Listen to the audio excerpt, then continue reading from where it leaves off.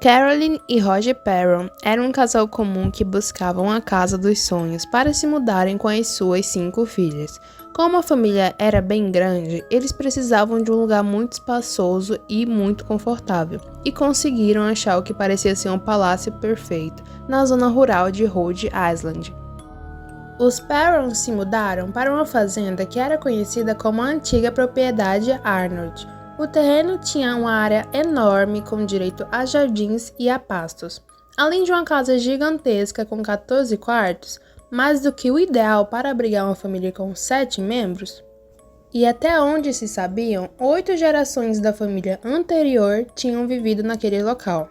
O local dava desejo de que seria o lugar perfeito para que ele e seus filhos levassem a vida que sempre sonharam. Porém, o que não lhe foi dito é que também era uma casa repleta de dor e agonia. Muitos dos moradores anteriores tinham morrido no local, e 2 deles tinham se enforcado, sendo um deles nas vigas do celeiro. Segundo Andrea, assim que se mudaram, passaram a presenciar algumas manifestações e ver espíritos vagando pela casa, mas até então todos eles eram benignos, e alguns deles até ignoraram completamente a presença da família no local. Claro que fez outros tipos de manifestações típicas de uma casa mal assombrada. Um exemplo disso, relatada pela família, é que como os espíritos não eram tão malignos, as coisas simplesmente sumiam de um canto, mas era como se fosse uma brincadeira para eles, então não era nada demais. Mas o que mais assustou a família era o som de algo que volta e meia se chocava contra a porta no meio da noite e que acordava a família toda. E era óbvio que havia algumas almas perturbadas no lugar. Havia uma que minha irmã chamava de Manny e que era uma alma simpática. Descobrimos que ele era Johnny Arnold, que cometeu suicídio no beiral da casa em 1700. Ele apareceu na casa e meio que nos protegeu. Ele sempre aparecia praticamente no mesmo lugar, em frente ao corredor, entre a sala de jantar e a cozinha, e sempre se inclinava contra a porta. Ele tinha esse sorriso torto, como que quisesse fazer as crianças se divertir. Assim que a gente ouvia e fazia contato visual, ele apenas sumia. Durante uma sessão que pode se considerar ter dado muito errado, Ed e Lorraine Warren acordaram uma entidade chamada Bathsheba, descrita como uma alma esquecida por Deus. Bathsheba Sherman nasceu em 1812 e foi considerada parente de Mary Towie, uma das mulheres que foram executadas por bruxaria durante os julgamentos de Salem em 1692, o que implica que Bathsheba era uma das descendentes de Mary. Bathsheba era uma bruxa e adoradora fanática de Satanás. 51 anos depois, em 1863, quando Bathsheba se casou com um homem fazendeiro rico chamado Judson Sherman, ela deu à luz a um bebê. Quando seu bebê tinha apenas uma semana de vida, Judson a pegou sacrificando em frente a uma lareira a Satanás.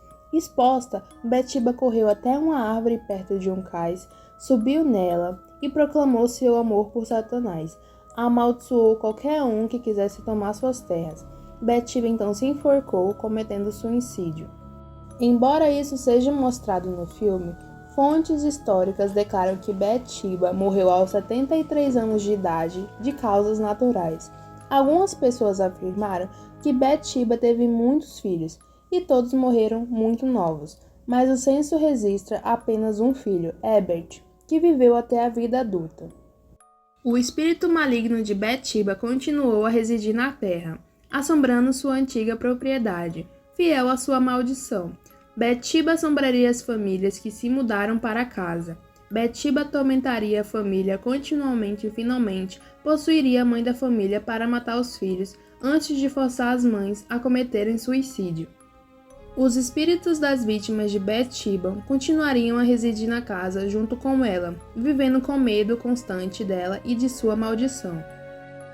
Segundo Andrea Perron, Bathsheba logo se mostrou extremamente agressiva e se via como a dona da casa.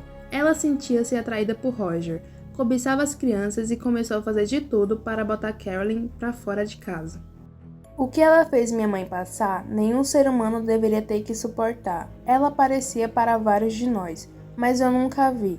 Eu via muito dos espíritos, mas nunca a vi, exceto em uma espécie de sonho telepático, disse um membro da família Perron. Apesar de Ed e Lorraine Warren terem tentado dissipar os espíritos do mal, eles acabaram fazendo mais mal do que bem, e nunca conseguiram livrar a casa do horror que os haviam colocado. Um padre do Vaticano foi até a casa e, segundo os Perrons, andou pela casa, parando em cada cômodo e murmurando suas orações. Quando saiu, o homem disse: "Sinto muito, senhora Perron, essa casa não pode ser limpa." A família ficou na casa por 10 anos antes de sair e ela ainda existe. Há relatos conflitantes sobre seus atuais proprietários, Norma e Gary Sutcliffe. Segundo relatos de Andrea, os Sutcliffe já ouviram vozes em salas vazias, portas batendo em pisos vagos e passo nas escadas. Há rumores de que uma luz azul misteriosa também se manifestou ao longo do tempo. Entretanto, Norma disse ao The Rape que ela nunca viu ou ouviu nada de estranho em seus 25 anos na casa, e que o filme é ironicamente ridículo. Desde o lançamento de Invocação do Mal, os Sutcliffes têm se preocupado com turistas e invasores, e rezam para que tudo retorne tranquilamente.